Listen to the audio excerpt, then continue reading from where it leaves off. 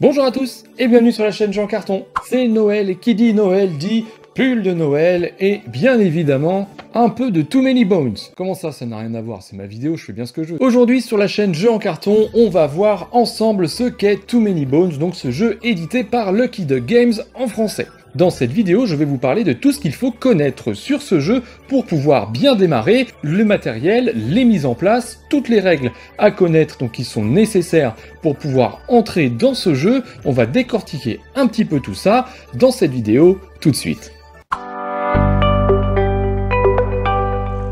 Le voici donc mis en place ce Too Many Bones, pardon. Donc, qu'est-ce qu'on trouve qu'est-ce qu'on va trouver donc dans cette boîte qui va être nécessaire pour que vous puissiez jouer une partie? Je vais tout vous expliquer, histoire que ce soit le plus clair possible pour vous. Il y a des choses que vous allez retrouver systématiquement, et donc parmi celles-ci, vous allez avoir évidemment le plateau de rencontre, donc le plateau de combat. Donc celui-ci, vous le mettez systématiquement. Alors c'est un tapis, hein. Si vous avez vu la vidéo unboxing, vous voyez de quoi je parle. Donc ici, on place le plateau de combat avec au-dessus, donc vous avez des jetons comme ça, qui sont des jetons d'initiative, enfin pas des jetons d'initiative, mais des jetons de position. En gros, c'est le savoir qui va où au moment où vous allez les piocher, vous allez leur glisser un disque en dessous vous allez glisser ce disque en dessous les ennemis pour savoir d'où est-ce qu'ils proviennent. Voilà, tout simplement. Vous avez un dé d'initiative associé à chacun de ces ennemis, donc vous allez pouvoir avoir maximum 4 ennemis sur le plateau. Alors attention, ici le disque est jaune, le dé pardon, il est un peu vert en fait, un petit peu comme là. Donc bon, je pense que c'est juste simplement qu'ils n'ont pas pu faire les jetons exactement de la même couleur, j'en sais rien. Et donc ça peut faire un peu bizarre au début, mais ça c'est bien jaune, là c'est bien bleu, alors là c'est bien bleu foncé, et là c'est bleu clair, et là c'est un peu entre les deux. Mais bon, c'est un peu dommage, mais c'est pas très grave. Et donc vous placez tous ces jetons-là avec le dé correspondant donc de la bonne couleur. Ici vous placez le dé de manche, donc vous avez manche 1, manche 2, manche 3, on va décompter les manches de chaque combat de cette manière-là. En dessous vous allez placer donc les dés de chaque gearlock, donc qui sont les personnages que chaque joueur va incarner. Donc j'ai fait une mise en place solo avec un seul, donc histoire que ce soit plus clair et puis ça m'évitera d'aller chercher un petit peu plus loin. Qu'est-ce qu'on a d'autre? On a ici donc les butins verrouillés, donc c'est un deck de cartes butins verrouillés qu'il faudra mélanger au préalable, et avec ça vous avez donc les dés de crochetage, donc qui vont être utiles au moment où vous allez en récupérer bien évidemment. Ici vous avez les butins classiques, donc ceux-ci sont déjà déverrouillés, donc c'est pareil, vous mélangez, vous posez à côté. Ça donc c'est une exclusivité, si je ne dis pas de bêtises, au Kickstarter de la version française. Donc là-dessus vous avez une map qui donne un peu un contexte, elle est vraiment pas obligatoire, mais qui donne un contexte sur votre voyage, sur le nombre de points que vous avez avant d'atteindre le tyran. Donc ça vous allez le comprendre pendant le jeu. Mais donc si vous l'avez, vous le placez comme ça, vous avez ce jeton qui marque un peu votre progression, vous commencez à Obendar, donc qui est la ville en bas à gauche, et vous avez le jeton compte-tour, donc qui est ici, ce jeton compte-tour, donc soit vous le placez là si vous avez le tapis, soit vous avez une carte simplement qui vous donne un socle pour le placer, et donc vous le placez sur la valeur 1, qui est indiquée ici, qui signifie que c'est la première journée de votre long périple. Et donc si vous avez ce tapis, de nouveau, eh bien vous placez le jeton du tyran que vous avez sélectionné. Parce que oui, vous allez devoir sélectionner le tyran que vous voulez affronter. En fonction de votre choix, les parties seront plus ou moins difficiles ou longues, en sachant que ce sera toujours assez difficile.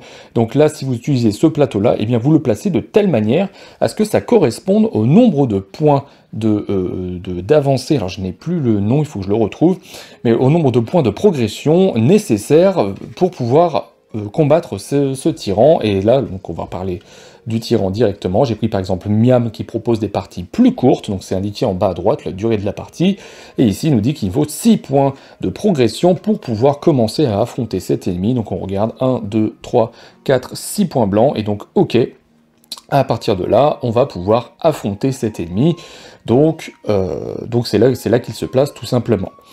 Qu'est-ce qu'on a d'autre? On a ici le nombre de jours pour pouvoir le vaincre. Si on dépasse sur le contour ce nombre de jours, c'est perdu, c'est terminé.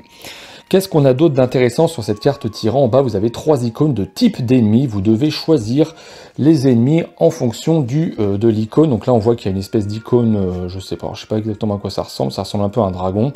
Et bien vous avez ces icônes qui sont représentées directement sur les jetons des ennemis, et donc vous faites une pile avec les 1, les 5 et les 20 exclusivement avec les icônes indiquées en bas. Donc ici on a la hache rouge, on en a enfin, c'est un marteau, une hache, je sais pas, une hache bleue, et je vous dis cette espèce de dragon bleu clair.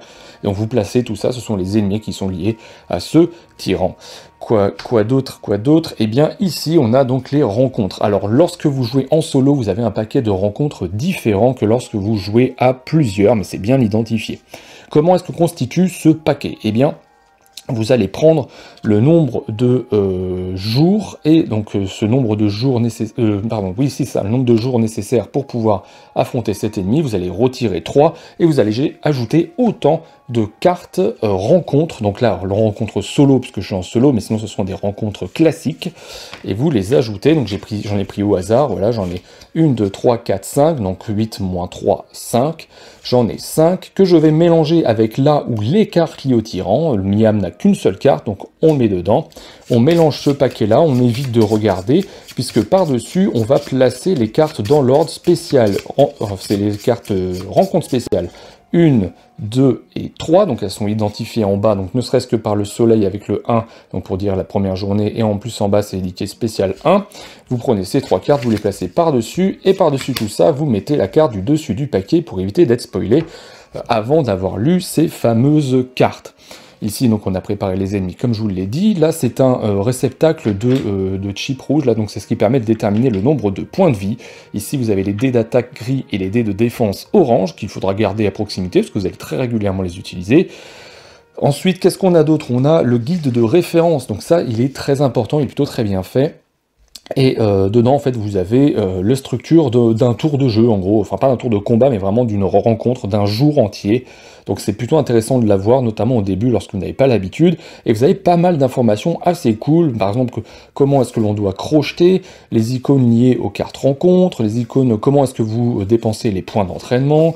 Qu'est-ce qu'on a d'autre? Et on a tous les mots-clés qui sont liés aux ennemis. Donc ça, c'est plutôt vraiment efficace, puisque ça nous évite de faire des allers-retours dans la règle. On n'aime pas ça dans ce genre de jeu. Donc là, vous retournez, qu'est-ce qui se passe? Hop, mon ennemi, il a quoi? Par exemple, celui-ci, il a peau épaisse. Qu'est-ce que ça veut dire? Eh bien, j'ignore les temps de dégâts. Donc si c'est 3, les 3 premiers dégâts infligés à cet ennemi à ce tour. Et voilà, vous êtes au courant. Ici, vous avez le déroulé du combat. Et enfin, vous avez des icônes spéciales en fonction des ennemis. Donc ça, on y reviendra au moment où je vous montrerai. Parce que oui, dans cette vidéo, je vais vous montrer comment est-ce que on va apprendre à jouer en jouant. Comme ça, vous allez voir, ça va être assez efficace. Enfin, je l'espère en tout cas. Et enfin, bien évidemment, vous allez devoir sélectionner votre personnage, et donc votre Gearlock. Comment est-ce qu'on le sélectionne? Eh bien, vous choisissez simplement, il y en a 4 dans la boîte de base. Là, j'ai pris donc Sparadoc. Pourquoi est-ce que j'ai pris celui-ci? Tout simplement parce qu'au-dessus, vous avez une fiche en fait par personnage, et au-dessus, il est indiqué la difficulté d'incarner ce personnage en fait dans un jeu coop et dans un jeu solo. Donc dans une partie coop, il est facile à utiliser, dans une partie solo, il est intermédiaire, mais c'est le plus simple des 4 autres. Donc parce que j'imagine que les autres, par exemple il y a le tank, je crois, le tank il utilise pas mal de capacités qui nécessitent de se protéger, mais un peu moins pour attaquer. Enfin bon, je vous fais un résumé très rapide, mais voilà, j'ai pris celui-ci simplement pour essayer de ne pas me faire rouler dessus par le jeu, en vous montrant comment ça fonctionne. Qu'est-ce qu'on a d'autre sur cette fiche? On a tout ce qui est lié aux capacités que va pouvoir apprendre donc notre Gearlock. C'est-à-dire que lorsqu'il va apprendre des capacités, il va récupérer des dés qu'il va placer sur ce tapis, donc c'est un tapis perforé. Et donc ces dés, il va pouvoir les lancer, sauf que les effets, il va falloir que vous les sachiez. Donc ici sont répertoriées toutes les phases de chaque dé, donc les dés sont numérotés, 1, 2, 3, 4, on retrouve 1, 2, 3, 4, et donc vous l'avez ici, 1, 2, 3, 4, donc voilà. Vous savez, vous n'avez pas besoin de faire le tour de tous les dés pour voir ce que vous avez dessus, et donc lorsque vous avez des icônes que vous ne connaissez pas, eh bien vous passez sur la face de gauche, face des dés, et vous avez tout qui est indiqué en fonction du personnage que vous incarnez, puisque tous les personnages n'ont pas les mêmes dés, bien évidemment. Au verso, qu'est-ce qu'on va trouver d'autre? On va trouver le plan B, donc le plan B, j'y reviendrai au moment de jouer. En gros, c'est une manière de dépenser les dés lorsque vous faites des échecs, donc ce sont des os, des faces avec des os comme ça. Qu'est-ce qu'on a d'autre ici? On a des pistes pour les Gearloc débutants, donc ça c'est assez cool, c'est-à-dire que si vous démarrez le jeu, c'est la première fois que vous jouez, vous ne connaissez pas ce personnage, eh bien vous allez avoir une petite indication qui va vous dire, voilà, essayez pour commencer de partir vers telle stratégie plutôt que celle-ci. Par exemple ici, on nous dit qu'il faut, avec Sparadoc, prioriser d'augmenter la dextérité et l'attaque avant de faire le reste. Et qu'est-ce qu'on a d'autre sur cette fiche? On a le talent inné, donc chaque Gearloc a un talent inné qui est indiqué sur son tapis, donc ici c'est récupération. Qu'est-ce que ça signifie? Ça signifie qu'au début de son tour, Sparadoc se soigne et récupère un point de vie, donc lors d'un combat, à chaque fois que vient son tour, eh bien, tac, on remet un petit disque rouge pour signifier qu'il récupère un point de vie. On a un talent inné plus 1, c'est un talent qu'on va pouvoir améliorer, donc le talent inné, on va pouvoir l'améliorer grâce au plan B, donc c'est comme je vous ai dit, je reviendrai dessus, mais donc si vous avez amélioré votre talent, eh bien vous avez un effet qui est plus puissant. On a aussi des descriptions d'autres effets qui sont indiqués, donc des effets que vous allez généralement avoir, voilà par exemple ici ce sont des effets de consommables. Non, pardon, je dis une bêtise, ce ne sont pas les effets de consommables, ce sont les effets du poison, voilà, des fioles de poison, vous pouvez récupérer les fioles de poison, donc c'est indiqué ici, enfin là après ça dépend des personnages, et on a des informations importantes sur les personnages, donc ici sur Sparadoc, donc par exemple, soin et PV bonus permet au Gearloc de rester en vie grâce à ses points et ses bonus, enfin bon, en gros c'est un résumé des choses uniques que propose ce personnage. Et donc vous prenez votre plateau de personnages, bien évidemment. Vous prenez ces 4 dés qui sont les dés d'amélioration que vous allez pouvoir placer donc, sur ces 4 cases pour avoir plus de santé, d'attaque, de dextérité et ou de défense. Vous avez le jeton de votre Gearloc, donc il est à 2 faces. Vous avez la face classique et la face, alors que c'est subtil, mais autour on trouve des petites étoiles. C'est lorsque vous avez amélioré votre talent inné. Vous le placez de ce côté-là, vous le gardez toute la partie. Et ici vous avez donc un nombre de disques qui correspond à votre nombre de points de vie. Voilà, on a vu la mise en place. Lorsque l'on joue en facile, ce que je vous conseille, mais je sais même pas je vous le conseille, faites-le. Clairement faites-le parce que le jeu n'est pas facile. Lorsque l'on commence, lorsqu'on joue en facile, eh bien on peut se rajouter tout de suite 2 PV supplémentaires. Donc hop, on place un des 2 ici, 5 plus 2, 7, d'où pourquoi j'ai 7 disques rouges de cette manière-là. Et on gagne en plus de ça un point d'entraînement pour pouvoir améliorer l'une de ses capacités. Mais ça, j'y reviens juste après. Voilà, vous avez vu donc la mise en place de ce Too Many Bones. Donc la mise en place, c'est pas très compliqué finalement. Vous placez les plateaux, vous prenez votre personnage, tout le monde prend ses petites idées, vous créez surtout le paquet ici, là c'est de la mélange à faire, et ni plus ni moins, il n'y a rien d'autre de plus à faire que ça. Maintenant, on va revenir au cœur du jeu, bien évidemment, vivre cette aventure donc de Too Many Bones. Et donc comment est-ce que ça fonctionne? Eh bien vous avez plusieurs phases que vous allez retrouver sur la fiche de référence, donc la structure de l'aventure. À chaque fois que vous allez devoir démarrer une nouvelle journée, vous allez le faire de la même manière.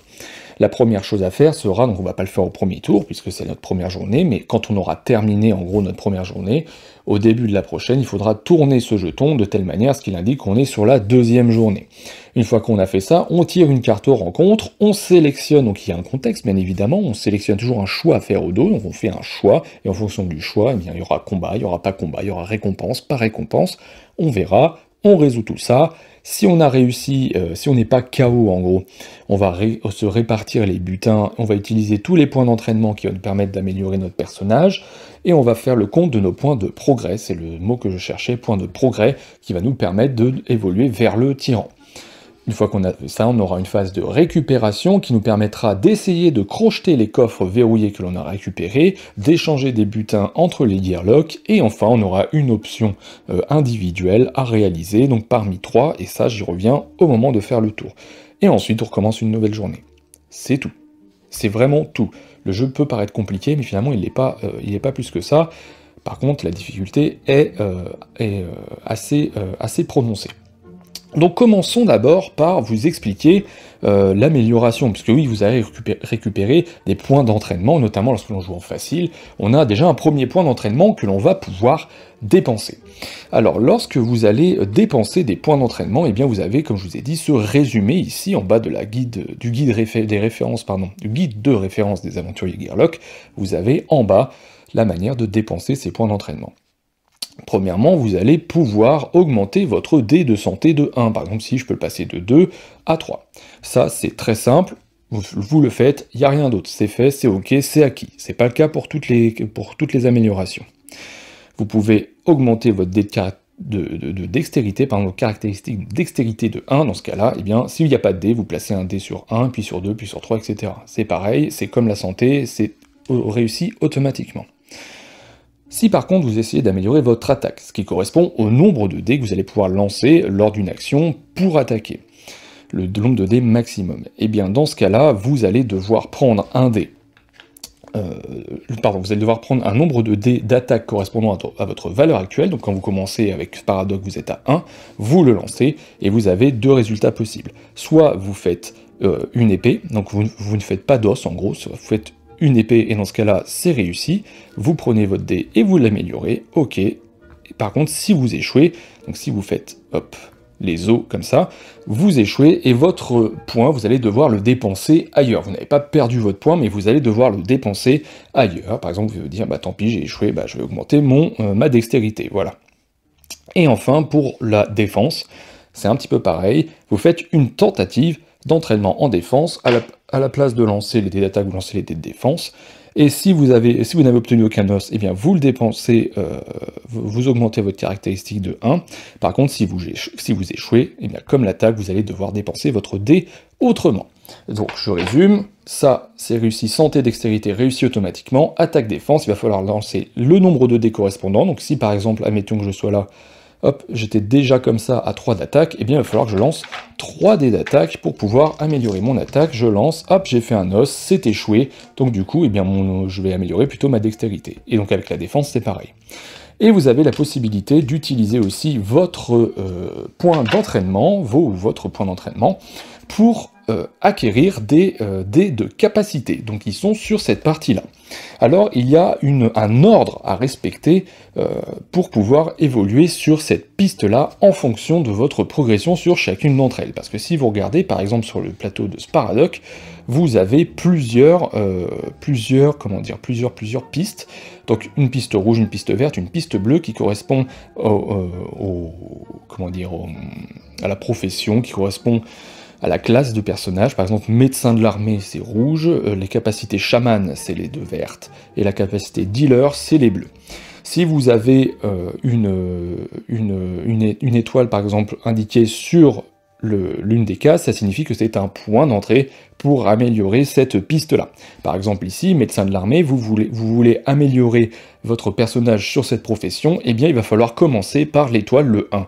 La flèche vous dira qu'une fois que vous avez fait ci, eh bien il faudra passer par doigté rapide, et une fois que vous avez doigté rapide, eh bien vous pourrez améliorer soit SIAOS, soit kit médical. Donc là, vous allez devoir choisir comment est-ce que vous allez progresser. Une fois que vous avez choisi, alors admettons, hop, par exemple, j'ai amélioré, j'essaie d'attraper mon dé, donc le D1, il va ici, admettons, j'ai eu un autre point plus tard, j'ai amélioré celui-ci, et bien moi, j'aimerais bien avoir la SIAOS, et bien c'est le D3, très bien, je le mets là, et puis au plus tard, je pourrais partir sur celui-ci.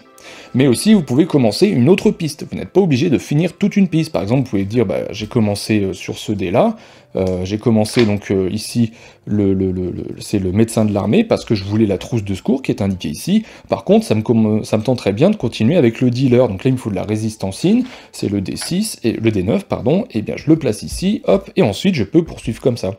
Ici, par exemple, ce chaman, il a 2 étoiles, ça veut dire que il n'y a pas d'ordre, en fait, vous pouvez prendre soit les nutriments, donc qui est le D5, soit les toxines, qui est le D6, voilà.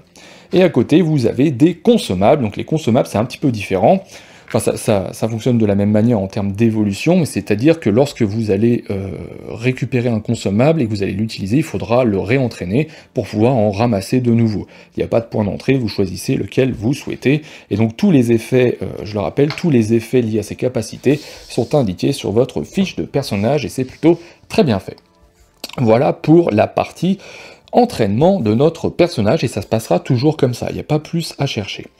Maintenant, comment est-ce qu'on démarre l'aventure? On va le faire tout de suite. Eh bien, on prend donc la première carte du paquet. Donc ça, c'est la carte dessus du paquet qui sert seulement à cacher finalement pour pas qu'on soit spoilé. Donc si vous voulez vraiment ne pas être spoilé, eh bien vous glissez en dessous, en sachant que les 3 premières cartes, vous les connaissez puisque ce sont des cartes spéciales de début d'aventure.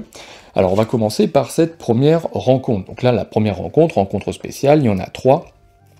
On lit le petit texte, donc là on nous dit on part d'Obandar. Donc plus que 12 heures avant l'aube et la cérémonie d'adieu qui changera sans nul doute la vie de tous les Gearlocks, nos armes et nos victoires sont prêtes pour le départ, la nuit tombe et l'adrénaline monte, trouver le sommeil ne sera pas chose aisée ce soir, nous pourrions en profiter pour nous rendre dans les ruelles sombres de la ville afin de récupérer des butins auprès des colporteurs véreux, ou bien pour nous entraîner encore un peu avant notre départ, que faire? Vous avez lu ça, vous retournez la carte, et là vous avez plusieurs choix. Vous avez plusieurs icônes déjà, vous pouvez tomber sur plusieurs icônes. Par exemple, si vous êtes sur cette icône-là, une espèce de bouclier avec des ailes, enfin je sais pas, des lames en tout cas sur le côté, ça signifie qu'il n'y aura pas de combat. Donc là, ces deux options ne proposent pas de combat. A contrario, si vous étiez tombé sur un bouclier avec 3 épées, et bien là, c'est combat, donc si vous utilisez cette partie-là, vous allez vous engager dans une bataille. Alors ici, on va me dire, je peux m'entraîner un peu avant le départ, je peux choisir ça, ou alors je peux choisir de voler des butins à un marchand suspect, et donc dans ce cas-là, on va avoir des récompenses différentes. Vous avez tout d'abord les récompenses de choix. Ici, si je choisis cette partie-là, m'entraîner un peu avant le départ, je vais obtenir 2 points d'entraînement, donc que je vais pouvoir dépenser comme je l'ai fait, comme je vous ai expliqué juste avant. D'ailleurs, j'ai oublié de dépenser mon point que j'avais en mode facile, mais c'est pas grave, on verra après. Et ici, vous allez, si vous choisissez le deuxième, vous avez un seul point au lieu de 2, vous ne vous entraînez pas, mais vous allez voler en fait un marchand un peu véreux. Par contre, il est indiqué en dessous que chaque Gearlock dans le groupe peut tirer 2 cartes butin et en choisir une, ce qui peut être intéressant. Et donc là, vous posez ça au milieu de la table, et il y a un choix à faire, en sachant qu'il y a un chef de groupe qu'il faudra déterminer en début de partie si vous jouez à plusieurs, et ce sera lui qui aura la décision finale en cas de désaccord. Voilà, alors je vais d'abord commencer par améliorer. Donc admettons que j'avais un point en début de partie en mode facile. Pour pouvoir améliorer mon attaque, je souhaite améliorer mon attaque, donc je lance. Est-ce que je fais les os? Non, ok, c'est réussi, donc j'ai amélioré mon attaque, voilà. Maintenant on revient à ce scénario-là. Je vais par exemple me dire que je vais essayer de voler des butins à un marchand suspect. Donc c'est automatiquement réussi, il n'y a pas de combat, il n'y a pas de lancer de dés ou quoi que ce soit à faire. Donc qu'est-ce qui se passe? Eh bien je gagne déjà un point d'entraînement. Ce point d'entraînement, je vais le prendre en dextérité, histoire de lancer un dé supplémentaire, parce que je vais vous expliquer en combat à quoi ça sert. Hop, pardon, je le place ici. Donc là, pour vous, c'est un peu obscur toutes ces caractéristiques-là, mais vous allez voir que ça va devenir très clair lorsqu'on va commencer un combat, et ça va arriver très rapidement. Et ensuite, on me dit, je peux tirer 2 cartes butin et en choisir une. Par exemple, j'ai des pièces utiles qui sont à usage unique. À mon tour, je choisis un dé défaussé d'un Gearlock, donc ça peut être moi. Alors quand tu es en solo, forcément, c'est forcément moi. Et je le remets en jeu. Soit ici, usage unique, une carte au trésor. Je prends la carte rencontre spéciale, la porte des bonites, et je la mélange dans mon paquet de cartes rencontre. Donc ça permet d'avoir une rencontre supplémentaire. Je vais pas le faire maintenant parce que ça pourrait être super intéressant, c'est pas la question, mais c'est juste pour éviter de faire trop de manipulation dans cette partie. Lorsque vous récupérez un butin, vous le placez ici, vous avez la possibilité d'avoir 4 butins uniques, et 4 butins classiques, et 4 butins verrouillés. Donc il faudra juste faire attention, il y a certains butins qui sont indiqués lourds, et dans ce cas-là, ils prennent 3 places au lieu d'une seule, donc il faut faire super attention à ça. Je ne vais pas revenir sur tous les mots-clés liés à l'équipement, puisque tout est indiqué finalement sur les fiches, et ça n'apportera pas grand-chose à cette vidéo. Ça, donc on le replace en dessous si c'est pas sélectionné, hop, et voilà, donc j'ai fait ma première journée. Je suis ce qui est indiqué sur le guide de référence. Est-ce que j'ai réussi ma rencontre? Eh bien oui, forcément, il n'y avait pas d'échec possible.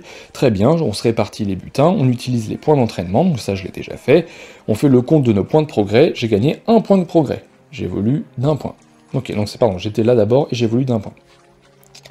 Ensuite, phase de récupération. Donc ici, si j'avais des butins verrouillés, je pourrais les crocheter. Donc ça, j'y reviendrai après, si j'arrive à en débloquer. Si je n'y arrive pas, eh bien, je vous montrerai comme ça, pour que vous puissiez vite comprendre. On va pouvoir s'échanger des butins entre les Gearlocks, donc en solo, évidemment, c'est plus simple.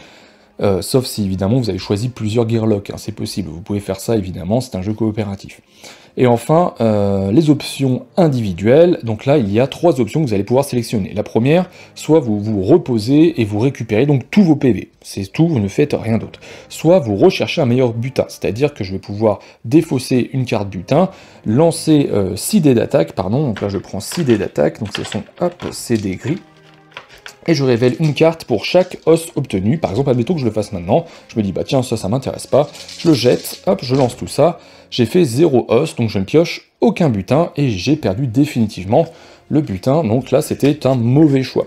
J'aurais pu, si j'avais eu plusieurs os, piocher une carte butin par os, lancer en fait grâce à ces dés-là, il aurait fallu que j'en sélectionne un seul, et les autres je les aurais replacés en dessous. Et, ou sinon, donc dans ce cas-là, si vous ne récupérez pas de vie, si vous ne changez pas de butin, eh bien vous allez pouvoir explorer la zone, c'est-à-dire que vous allez lancer votre D6, vous le lancez, et en fonction du résultat, vous allez pouvoir retourner un jeton ennemi face découverte pour pouvoir savoir ce qui va vous arriver. Donc de 1 à 3, on révèle un jeton à 1 point, de 4 à 5, un jeton à 5 points, et à 6, vous pouvez aller jusqu'à 20 points. Par exemple, j'ai fait 4, c'est jusqu'à 5 points, je peux me dire, tiens, je retourne celui-ci, donc hop, ah bah celui-ci, voilà, je sais ce que c'est, soit je le mets au-dessus parce que bon, ça me va, soit je le trouve trop puissant, et je le garde face découverte en dessous, et je piocherai autre chose au prochain tour. Voilà, c'est aussi simple que ça.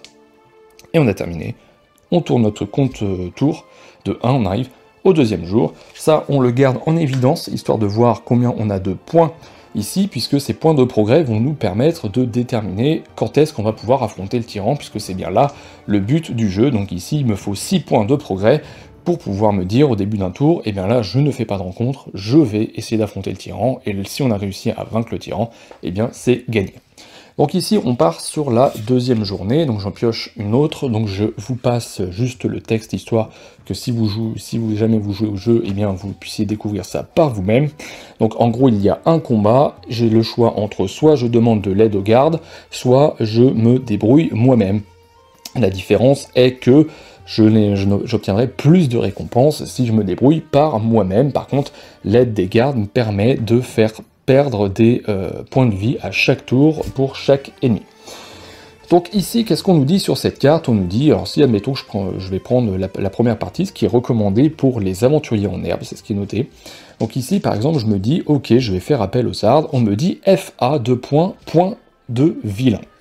Qu'est-ce que ça signifie ce charabia? FA, c'est la file d'attente, c'est-à-dire que lorsque vous allez lancer un combat, vous allez avoir un certain nombre d'ennemis qui vont correspondre au nombre de points de vilain générés par cette rencontre. De base, le nombre de points de vilain correspond au nombre de gearlocks multiplié par la journée en cours. Ici, j'ai un gearlock, journée 2, j'ai donc 2 points de vilain. Comment ça marche? On commence par les points les plus forts, donc on a 20, on a 5, on a 1, on essaie de caser d'abord les points les plus forts, et ensuite on continue jusqu'à ce qu'on ait épuisé tous les points. Donc si par exemple j'étais à 26 points, eh bien je devrais d'abord placer le 20, puis le 5, puis le 1, pour faire 26. Ici, c'est très simple, on n'a que 2. Si j'avais par exemple 8, il aurait fallu que je commence par placer un 5, il me reste 3, et ensuite je placerai 3 ennemis à 1 point. Voilà comment ça fonctionne. Donc ici, on est sur une rencontre qui va être assez simple tout de même. Enfin, assez simple. En tout cas, il n'y aura pas énormément d'ennemis. On a 2 points, donc je rappelle, un gearlock, journée 2, 2 fois 1, 2. Jusque-là, je pense ne pas me tromper. Donc, qu'est-ce qui va se passer? Eh bien, je révèle 1 à 1 jusqu'à épuiser tous mes points, un jeton. Donc là, je vais révéler évidemment 2 jetons, 1 point. Je révèle le premier. Le premier, c'est un troll farceur, donc il a des mots-clés, donc ça, j'y reviendrai après. On commence tout d'abord par prendre le premier disque, donc ici, le disque 1, c'est le disque bleu, et on le case en dessous pour identifier l'ennemi. Ensuite, on a le dé d'initiative. On nous dit, donc c'est la valeur verte indiquée ici, on nous dit, il a une initiative de 2 cet ennemi, donc on place un 2 avec le dé de la même couleur que le disque, et on le met dans la jauge d'initiative.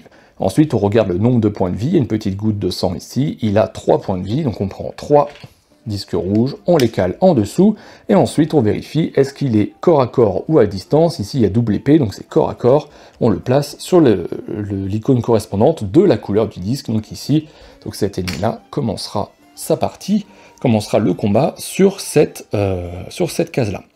On a un deuxième ennemi, on pioche le deuxième, et on fait la même chose. Ici on est sur un pisteur kobold, il a un dé, donc on prend le 2 c'est le violet.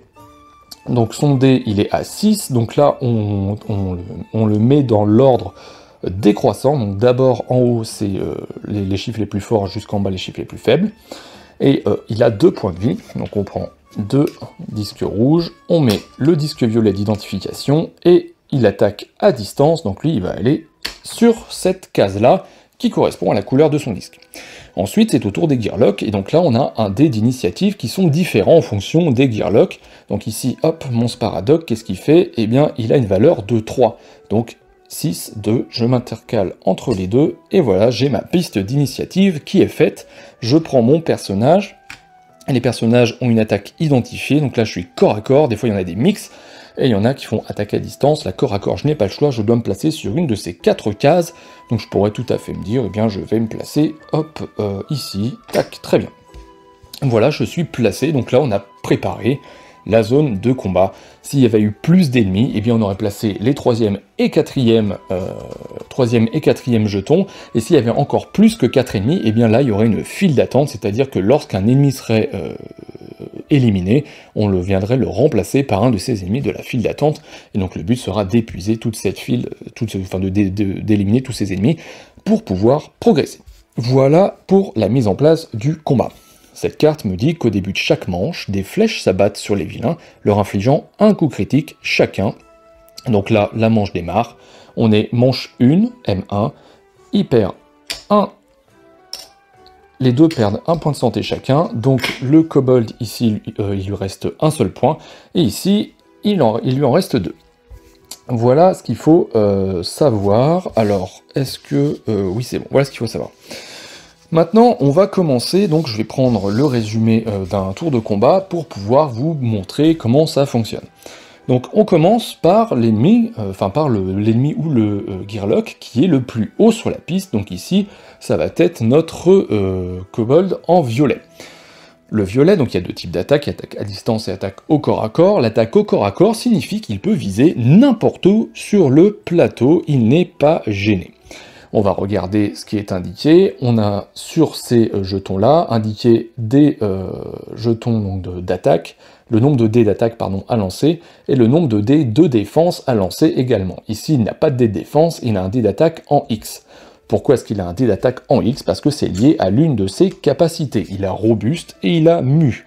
Robuste, qu'est-ce que ça signifie? Ça veut dire qu'à chaque tour où cette unité perd des PV en subissant des dégâts, le total des dégâts subis est réduit à 1. C'est-à-dire que si on arrive derrière et qu'on lui met, je sais pas, une attaque de 4, eh bien ce sera réduit à un seul dégât. Il n'a pas beaucoup de vie, mais par contre on peut pas le bourriner trop fort.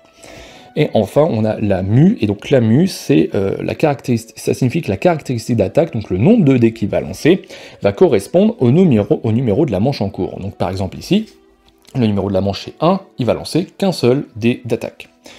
On regarde, qu'est-ce qu'on a ici? Tour des vilains, début du tour. Est-ce qu'il y a un effet de confusion? Non. Alors ça, ce sont des effets qui sont liés forcément à des attaques ou à des résultats de dés, donc ça, je ne vais pas vous en parler maintenant. Il choisit les cibles, donc sur chaque ennemi, vous avez une icône. Alors c'est difficile de le voir parce qu'il y a une petite cible en bas avec un personnage, soit le plus faible, soit le plus fort. En gros, celui qui a le moins de vie, celui qui a le plus de vie, eh bien c'est indiqué dessus. Là, il n'y a qu'un joueur, donc c'est vite vu. Mais c'est quelque chose à savoir si vous jouez à plusieurs. Et ensuite, cet ennemi, qu'est-ce qu'il va pouvoir faire? Il va pouvoir se déplacer si nécessaire. Comme il attaque à distance, il ne se déplacera pas. Si il attaquait au corps à corps et que l'ennemi n'était pas adjacent à moi, eh bien il se déplacerait d'un maximum de 2 cases avant d'attaquer. On attaque les ennemis au corps à corps que dans le sens orthogonal, donc de gauche à droite, adjacent haut en bas, mais pas en diagonale. Ensuite, il utilise des capacités. Est-ce qu'il y a une capacité à utiliser? Non. Et donc maintenant, il lance les dés. C'est la manche 1, il a mu. X correspond donc à 1. On lance un dé. Qu'est-ce qui se passe? Il me fait une attaque de 2. Moi, je regarde. Est-ce que j'ai des dés de défense de près? Eh bien non, évidemment, puisqu'on vient de commencer la partie. Donc je perds 2 disques, hop, de vie. Et j'ai déjà perdu 2 points de vie. Ok, je range ce dé-là. Le tour de cet ennemi est terminé. Maintenant, c'est au mien. Sparadoc a une capacité innée qui lui permet de récupérer un point de vie au début de chaque tour, donc je lui remets immédiatement. Maintenant, c'est à mon tour, qu'est-ce que je peux faire? Eh bien là, on va se concentrer sur ce qui est indiqué sur le plateau de notre Sparadoc. J'ai amélioré l'attaque, ça signifie donc que Sparadoc peut lancer au maximum 2 dés d'attaque par tour. Mais attention, puisqu'il a une dextérité de 3. Qu'est-ce que ça signifie? La dextérité, c'est le nombre de points que l'on va pouvoir dépenser entre le déplacement et le nombre de dés que l'on va pouvoir lancer. En gros, si on se déplace d'une case, on perd 1 point de dextérité. et pour chaque dé qu'on va lancer, on va perdre un point de dextérité. Par exemple ici, je n'ai pas besoin de me déplacer, je suis au corps à corps, j'attaque au corps à corps, mon ennemi est en face de moi, je peux donc consommer ma dextérité entièrement pour utiliser mes dés, donc j'ai 3 de dextérité, je vais faire 1, 2 et 3, donc je vais pouvoir lancer 2 dés d'attaque et 1 dé de défense si je le souhaite, donc je prends 2 dés d'attaque comme ça, et 1 dé de défense, et je lance tout pour attaquer l'ennemi qui a devant moi. Qu'est-ce qui se passe? Eh bien, c'est pas très beau ce qui se passe, puisque j'ai échoué à mes attaques, j'ai 2 échecs, et ici, j'ai un dé de défense. Donc les dés de défense, on les garde dans la partie violette ici, c'est-à-dire que ce sont des dés qui vont rester là, tant que vous ne les avez pas consommés, ou tant que vous ne les avez pas défaussés d'une manière ou d'une autre. Lorsque vous faites des échecs comme ça, vous allez les placer donc dans notre plan B. Le plan B peut accueillir jusqu'à 6 dés. Le plan B, c'est une manière un peu de vous rattraper si jamais vous avez échoué, comme moi ici, à votre lancer de dés pour avoir une capacité que vous allez pouvoir dépenser un peu plus tard. Si j'avais réussi à attaquer, eh bien dans ce cas-là, je regarde mon adversaire, est-ce que lui-même a conservé un dé de défense? Si ça n'est pas le cas, il perd de la vie en fonction de ses capacités, de ses mots-clés. Par exemple, ici, mon ennemi, il a une peau épaisse 1, ça veut dire qu'on ignore toujours un dégât à chaque fois qu'on l'attaque finalement. Donc là, je n'ai pas réussi mon attaque, je ne lui fais pas perdre de vie, j'ai 2 dés dans mon plan B, et j'ai un dé de défense pour les éventuelles attaques que je vais subir. Qu'est-ce que c'est que le plan B? Alors, le plan B va être lié à votre personnage. Par exemple, ici est indiqué derrière tout ce que vous allez pouvoir consommer sur votre plan B. Par exemple, ici j'ai 2 dés, alors avec 1 dé, vous ne pouvez rien faire. Avec 2 dés, par exemple, avec Sparadox, je pourrais effectuer la cure pour Gearlock. C'est-à-dire que je peux récupérer un point de vie. Dans ce cas-là, je consomme mes 2 dés et je récupère un point de vie. Un peu plus loin, par exemple la piqûre de seringue, je peux piquer la cible et infliger 2 dégâts, etc. Vous avez toujours des capacités différentes. Si par contre vous arrivez à 6 dés et que vous les consommez tous, eh bien dans ce cas-là, vous allez débloquer votre talent inné jusqu'à la fin de la partie, ce qui correspond donc à moi, pour mon personnage, à augmenter tout de suite, de façon permanente, ma capacité de santé, et au début de mon tour, je soigne un Gearlock au choix d'un PV, donc a contrario, mon talent inné actuel me permet de me soigner moi-même de 1 PV, donc là, je pourrais soigner quelqu'un d'autre d'1 PV, donc c'est plutôt cool à avoir. Voilà à quoi ça sert le plan B. Donc on voit ce tour-là, je n'ai pas fait de dégâts, maintenant, donc j'ai joué, c'était d'abord le kobold, puis moi, ensuite c'est l'ennemi, ici, donc ce troll, pardon. Lui, ce troll, qu'est-ce qu'il a? Il a un dé d'attaque seulement, peau épaisse c'est de la défense, inattention j'y reviendrai, hop, qu'est-ce qui se passe? Il me fait un dégât, et bien non, puisque j'ai 2 de défense, donc je passe de 2 à 1, et j'annule son attaque.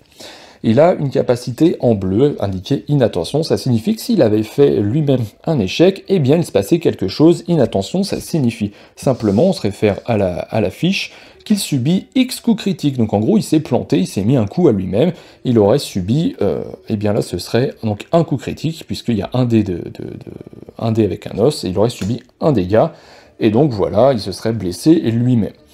On a terminé cette manche-là, on passe à la manche suivante. Qu'est-ce qui se passe? Nos archers, nos potes archers tirent sur les ennemis, hop, celui-ci, il n'a plus de vie, et on défausse donc son disque qu'on place derrière.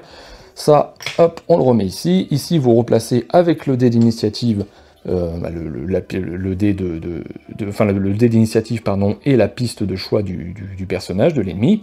Et celui-ci perd également un point de vie, il lui en reste qu'un seul. Donc, on conserve la piste comme elle est, c'est à mon tour. Donc là, moi, je vais essayer de bourriner un max, parce qu'il faut que je le finisse, cet ennemi. Donc j'utilise 2 dés d'attaque et un dé de défense. De toute façon, je n'ai pas trop le choix. Hop, je lance tout ça. Qu'est-ce qui se passe? Pardon, je fais une erreur. Hop, je recommence. Je lance 2 dés d'attaque. Pourquoi je lance pas le dé de défense? Parce qu'il est déjà là. Donc on le compte, dé de défense, et je ne peux pas en relancer un supplémentaire, puisque j'en ai conservé un ici. Donc je lance seulement mes 2 dés d'attaque, qu'est-ce que je fais? Un échec supplémentaire, et là, paf, je le touche, mais non, il a peau épaisse, donc ce dégât est annulé. Et je le retire, tout simplement. Donc c'est encore une fois un échec. Est-ce que je peux faire? Eh bien je peux me dire, je vais consommer mes 3 dés pour faire ma piqûre de seringue, je consomme mes 3 échecs pour lui infliger 2 dégâts, ça évitera qu'il m'attaque, hop, je l'élimine, je replace ça ici, je place ça ici, ça je le jette, et donc c'est terminé, j'ai remporté ce combat et cette rencontre. Qu'est-ce qui se passe? Je regarde les récompenses, il n'y a pas de récompense supplémentaire, je gagne 1 point de progrès, hop, j'avance d'une case, ici je gagne 1 point d'entraînement, donc par exemple je vais pouvoir me dire, bah moi ça m'intéresserait d'avoir la trousse de soins, donc je prends le dé de la trousse de soins, que je place ici, très bien. Et enfin, je gagne ici, c'est un butin classique, donc je prends un butin, je le retourne et je gagne une carte abîmée. Donc ça, bon, je vous passe l'explication de ce que c'est, mais en gros, je gagne un butin, très bien. Je place cette carte ici, et voilà, on a fini donc cette journée, ce combat-là. Je reviens juste un petit peu sur le combat, juste sur le fait d'avoir débloqué des capacités, c'est-à-dire que lorsque vous allez consommer votre dextérité, jusque-là j'ai utilisé donc les dés d'attaque et les dés de défense, je pourrais, une fois maintenant que j'ai débloqué une capacité, me dire ok, j'ai 3 de dextérité, je veux attaquer avec un dé, je veux défendre, et je veux lancer mon dé de capacité. Très bien, je le lance, qu'est-ce qui se passe ? Bon bah là j'ai 2 échecs, hein, comme d'habitude, et ici je récupère 2 points de vie grâce à lui, évidemment ça dépend des capacités, je récupère 2 points de vie, hop, je me mets mes 2 points de vie, et le dé ensuite il est défaussé, et vous le récupérez à la fin du combat, vous ne le récupérez pas avant, sauf évidemment s'il y a un effet qui vous dit le contraire, donc auquel cas, eh bien, il faudra se référer au personnage pour pouvoir voir comment est-ce que sont gérés tous ces dés. Voilà comment ça marche, et donc vous allez continuer comme ça, au fur et à mesure, vous allez avancer dans l'aventure. Le but étant, je le rappelle, d'éliminer le tyran qui se trouve ici, avant la fin du temps imparti, donc ici avant les 8 jours. Si jamais vous débloquez si vous récupérez un butin verrouillé, je vais venir dessus, histoire que vous puissiez voir à quoi ça ressemble. Vous allez devoir, lorsque vous vous retrouvez donc en fin de journée, dans la phase de récupération, vous allez pouvoir tenter de crocheter. Qu'est-ce que vous faites dans ce cas-là ? Eh bien, vous lancez tous les dés. Hop, vous lancez tous les dés, vous avez ensuite des lettres. Donc chaque carte a trois verrous en fait à passer, donc le loquet, le taquet et la clenche, et vous avez une valeur, donc par exemple ici 3, 5 et 2 respectivement, et lorsque vous lancez les dés, vous avez d'abord ce dé-là qui est le dé d'intuition, suivi des dés de valeur. Ici par exemple, 3 loquets, il faut que, on fait de gauche à droite, il faut que j'ai une valeur de 3 sur les dés pour pouvoir déverrouiller ce loquet-là, pour déverrouiller ce verrou-là. Donc ici, par exemple, ce dé d'intuition, c'est un effet supplémentaire que l'on peut voir sur cette partie-là. Ici, on me dit que je peux relancer un dé d'action et le dé d'intuition. Très bien, par exemple, je me dis j'ai envie de relancer celui-ci. Hop, je le relance, ok. Ça, c'est fait. Qu'est-ce qui se passe ensuite? Eh bien, vous regardez en fonction de ce que vous avez. Par exemple, le loquet, j'ai 3, donc j'ai 2 L, 1 L. L correspond à loquet, très bien. J'utilise ces deux-là pour déverrouiller ce verrou-là. Il me reste le taquet. Ok, est-ce que je peux... eh bien, je relance, hop, tout simplement, je continue. Qu'est-ce que j'ai fait? Eh bien, 2C, donc là, c'est pas le taquet. Ok, ici, on me dit quoi? Je peux convertir l'un des dés d'action, donc ces dés-là, de mon choix. Donc, au lieu d'avoir un C, je peux avoir un L ou un T, mais ça ne suffira pas. Donc, c'est terminé, je ne peux plus tenter de l'ouvrir. Néanmoins, ce verrou-là sera déverrouillé et je pourrai passer directement au taquet la prochaine fois. Donc, dans ce cas-là, vous pouvez le cacher de cette manière-là, histoire que vous vous rappelez où est-ce que vous en êtes sur votre butin verrouillé. Voilà, et puis une fois que vous avez donc déclenché, vous avez déverrouillé les 3 verrous, et bien vous retournez et vous obtenez donc un nouvel objet, qui sont des objets qui sont plus forts que les butins classiques, donc c'est plutôt assez cool à voir. Voilà donc ce qu'il fallait voir pour, en tout cas, une première approche de ce Too Many Bones. Parce que bien évidemment, il y a beaucoup de choses à voir. Vous avez pas mal de subtilités liées aux dés, donc vous avez des dés d'état, vous avez des actions particulières que vous allez pouvoir faire en fonction de chaque ennemi, mais ça, évidemment, je ne vais pas revenir sur la totalité de tous les Gearlock et tous les ennemis, puisque sinon je pense que la vidéo ferait 10 heures. Donc il y a 4 personnages, il y a pas mal d'ennemis en plus. Donc voilà ce qu'il fallait voir pour Too Many Bones. N'hésitez pas, si vous avez des questions vis-à-vis de ce jeu, si vous avez des questions même vis-à-vis de certains personnages, des choses que vous avez lues ou quoi que ce soit, plus de précision sur certaines choses, je peux y revenir, il n'y a aucun problème, je répondrai à chacun de ces commentaires-là. Là, vous avez vu donc la mise en place, vous avez vu la phase d'aventure, vous avez vu la phase de combat, comment est-ce qu'on récupère des récompenses, comment est-ce qu'on détermine le tyran, comment est-ce qu'on gagne des caractéristiques, etc. Vous avez vu la base, vraiment la grande base de ce qu'est Too Many Bones. Maintenant, libre à vous d'explorer si vous le souhaitez. Peut-être que je ferai un let's play sur ce jeu, d'ailleurs, dans une autre vidéo, je pense. Dans une autre vidéo certainement, puisque sinon cette vidéo serait beaucoup trop longue, mais dans tous les cas, n'hésitez pas à me dire en commentaire si vous avez besoin de précision, ou si vous souhaitez simplement un let's play, n'hésitez pas à me le dire, forcément j'irai plus volontiers dessus. Voilà, donc évidemment, si vous avez apprécié cette vidéo, laissez-moi un petit pouce bleu, ça aide toujours à progresser sur cette chaîne. Abonnez-vous si vous ne l'avez pas fait déjà, c'est toujours cool de voir que vous êtes de plus en plus sur la chaîne Jeux en carton. Et en attendant, moi je vous dis à très bientôt sur cette chaîne. Ciao!